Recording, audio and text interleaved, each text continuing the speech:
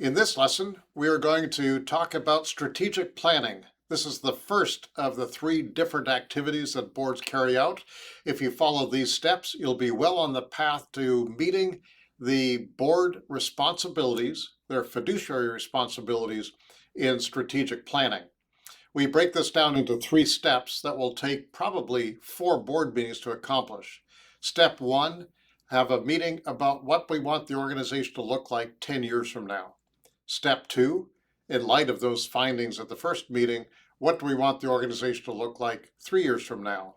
And the third link is planning the budget for next year to match that vision of what you want to accomplish by year 3 and year 10. That third step will take 2 meetings, and we will discuss what takes place in those 2 meetings in lesson 7, which is our budgeting meeting. So let's look more closely, particularly at the first 2 steps. First of all, in planning what we want the organization to look like 10 years from now, plan on a lengthy board meeting.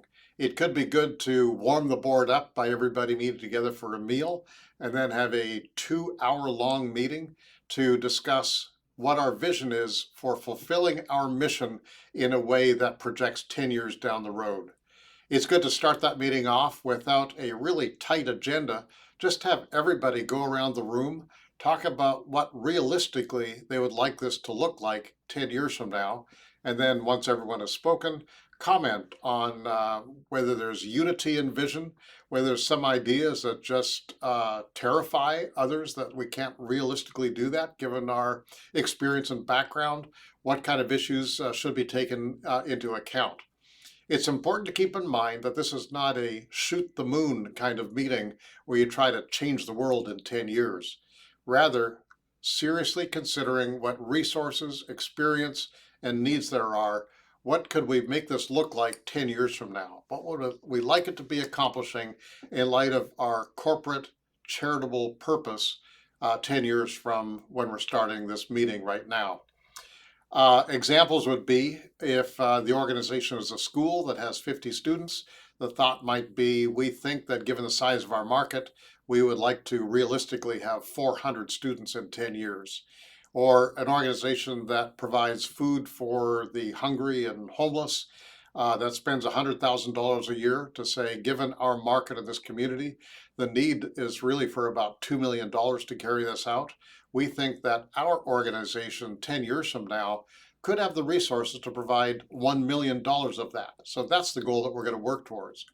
Or you could have a charity that has offices in 2 states, say for example, Texas and Florida, and it decides that it wants to enlarge its reach and add offices in New York, Illinois, and California, thus cover 5 big states and carry out its programs, and 10 years from now, it would like to accomplish it. Once that vision has been set, then it's a matter of looking at what resources are needed in order to accomplish it. For many charities in particular, this is also true not just of charities, but also general welfare organizations, trade associations, business leagues, that the biggest expenses are going to be payroll for all those people who carry out the programming and facilities such as ownership of a building, rental of a building, purchase of equipment, supplies, and that kind of thing. So in order to carry out that vision 10 years from now, what will the resources be needed to make that possible in 10 years? Then once that is provided, deal with how those funds will come in. To some extent, if you've got the kind of organization that generates revenue from its services, it may be easier to carry that out than you may think. For example, some schools that are completely tuition driven, it might be possible to fund it just from the increased size of the student body. If you quadruple the size of the student body, that may lead to a quadrupling of revenue. For other organizations, it's going to come down to fundraising, and planning for fundraising is a very complex issue.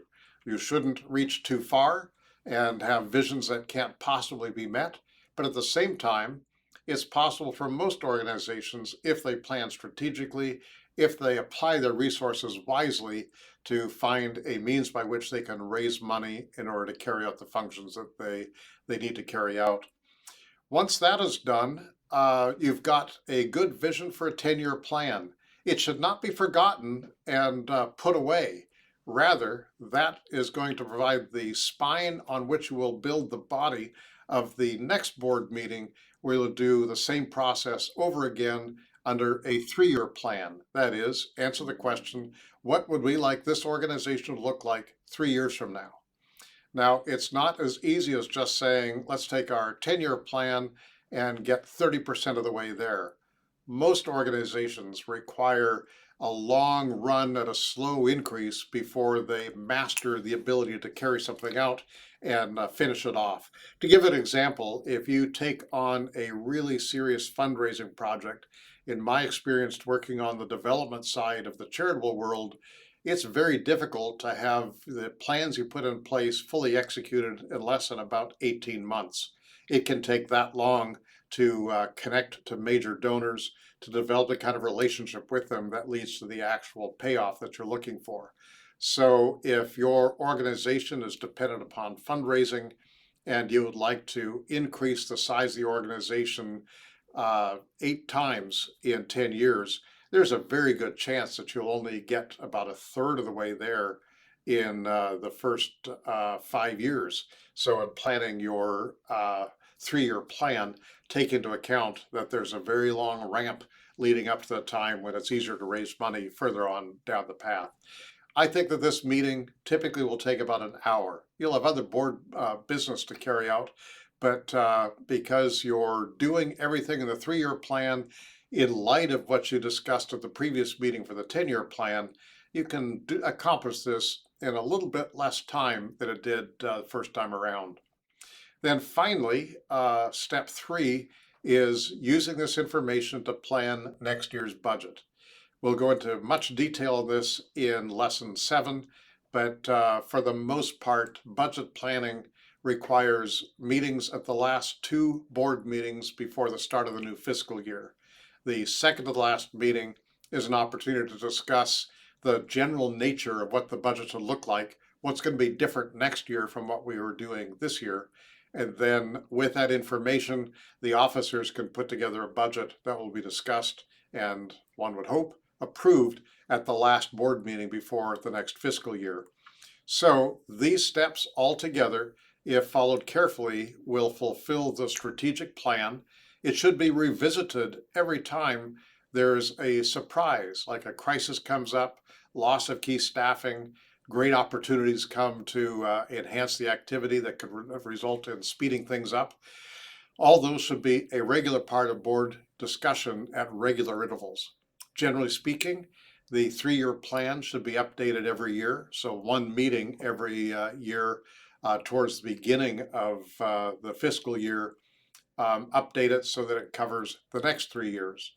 You don't need to do that quite so often with a 10-year plan. Often you could use your time more effectively if you're not constantly adding one more year to a 10-year plan. But revisiting it every 3 years, extending it out to 10 years into the future, that is a very sensible kind of thing to do every 3 years. With that, there is a very good possibility that the board will have the kind of attention that it needs to have in carrying out its strategic planning function.